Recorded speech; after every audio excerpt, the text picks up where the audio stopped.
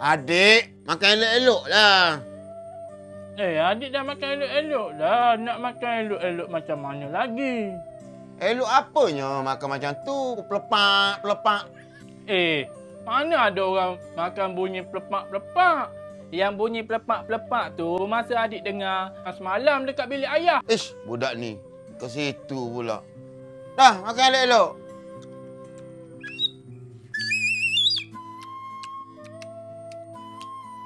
Adik, makan jangan bunyi. Adik makan elok dah, tak bunyi pun. Adik tahu tak kalau zaman ayah dulu makan bunyi macam tu, dah kena getah pahit tau.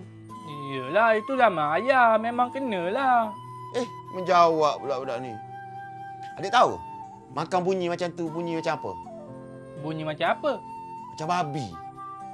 Mana boleh samakan adik dengan babi? Tak baiklah.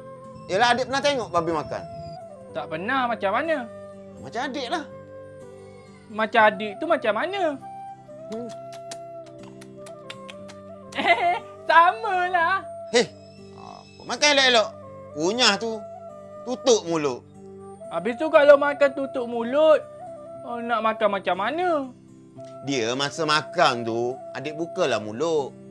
Bila dah masuk nasi dalam mulut, nak kunyah tu, tutup mulut rapat-rapat. Macam tu. Janji ubah perangai. Makan tak nak bunyi lagi. Kalau bunyi, makan macam? Ayah.